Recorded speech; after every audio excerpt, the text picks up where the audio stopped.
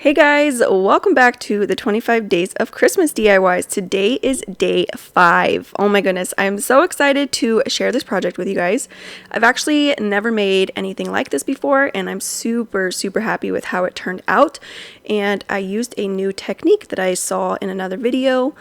Don't know exactly where I saw it, but it is a new technique, and let me know if you've done it before. So I can't wait to share this project with you all, so let's get to crafting. So I will be using this set of coasters from Dollar General. These are ceramic coasters and they come in a set of 4. And they're actually really pretty on their own, but I'm going to make them even cuter for Christmas. So I'm just taking some white paint from Apple Barrel and I'm giving it one coat, but like a very light coat. I'm not trying to do it too heavy, like too thick on the paint. And then I'm using my blow dryer to help me dry it a lot quicker so that way I can get to the second coat. And definitely be patient. I think that's what I'm definitely going to try to press in this video. Like, be patient, have patience, okay? Because you want to let each layer dry completely. So I did 2 coats of that white paint. And then I took some Mod Podge and I just did one pretty thin layer on top of there. You just want to make sure, every square inch is fully covered with the Mod Podge, but you don't want to be really heavy-handed with it. And then once again, make sure you let that layer dry completely before moving on to the next step. And the next step is to take some of these napkins from Dollar General. I thought they were super cute. It says "Snow Place Like Home." I thought that was absolutely adorable. So I'm opening up the napkin and I'm going to take away each of the layers from each other. So you want the absolute top layer and you want it to be all by itself. So make sure you take all the layers apart, and then you're just going to cut out the piece that you plan on putting onto your coaster. You don't need all that excess noise to get you all jumbled up. So just make sure that you have the piece that you plan on working with, and then go ahead and grab yourself some cling wrap from the kitchen and then you're just going to cut yourself a piece that's going to fit and cover that coaster. And then you're just going to make sure that it's kind of laying as flat as possible with like the least amount of wrinkles in there. So just kind of try to smooth it out the best that you can.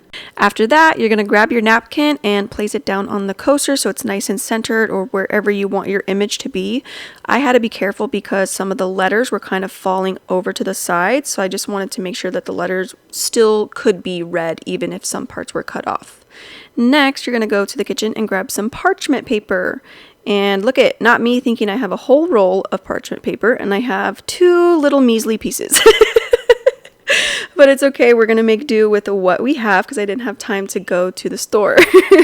So I'm taking my sad little pieces of parchment paper and I'm just placing that on top of the napkin, and then I'm using my little mini heat press to press everything down and make sure everything is nice and adhered to that coaster.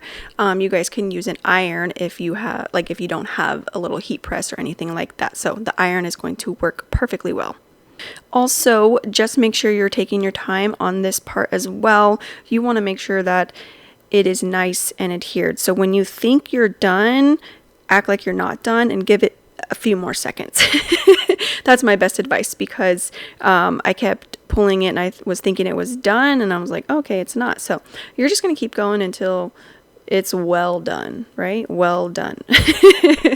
Okay, so this is what it was looking like after I was done with those steps. You can see that we still have, the excess napkin and the excess cling wrap, but that's okay. Obviously, you're just going to trim that off. You can use scissors to trim it off, or just go to your cutting mat and take an X-Acto knife or a razor blade, and you're just going to cut down the sides. But just make sure, because you want to make sure that you're not tearing off any parts that are on the front as well. So just take your time, slow down, relax, enjoy the crafting process, right? And then get rid of all that excess material.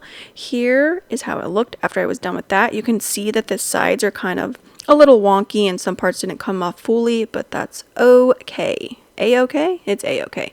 A-okay, because you're just going to take a little finger sander or a piece of sandpaper and just sand down those edges. But again, make sure that you're not taking anything off of the coaster itself, because sometimes some of the parts are not fully adhered, at least that I've noticed for myself. So I just want you guys to be prepared for that, because I don't want you to ruin your project. So once you're done lightly sanding, you're going to take some more Mod Podge and you're going to do 2 coats this time on top, just to make sure that everything is nice and sealed in, but obviously making sure, you know, the first layer has time to dry. And don't forget to get those edges as well, so you don't want the edges or corners coming up with use over time. Okay, and seriously, like, how cute is this? I think it is so adorable. And you can totally leave it like this if you want to. Obviously, coasters are just, they're coasters. They're little ceramic pieces that sit on the table. But I'm going to take it one step further, and I'm going to take some of these raw wooden beads that I ordered off of Amazon and some E6000. Normally, I would use hot glue, but this time I wanted to make sure that the adhesion was going to be nice and secure and, you know, for years to come. Usually, sometimes the hot glue, they just don't stick like they should. So I wanted to avoid anything falling off. So I used the E6000. You're just going to put 1 bead on each of the 4 corners and then put something heavy on it so that it can dry. And then you're going to go finish the last 3 out of that set of 4. And I cannot believe how stinking cute these turned out. Oh my goodness, you guys. All right, look at these babies. What? I can't even. I think they're absolutely adorable. I am so happy with how they turned out. And like I said in the beginning, this was my first time doing this technique with the cling wrap, and I'm slightly obsessed. Slightly, very much obsessed. I think it works so good rather than just putting the Mod Podge down and putting the napkin over it. Like, sometimes you get so many wrinkles, but with this technique, I hardly had barely any wrinkles. Like, I was so shocked. So anyways, let me know what you guys think of this project down below in my comment section. Can't wait to hear all about it. I'm just gonna say, I feel like you guys should make these because these are so cute and these are the perfect touch for Christmas.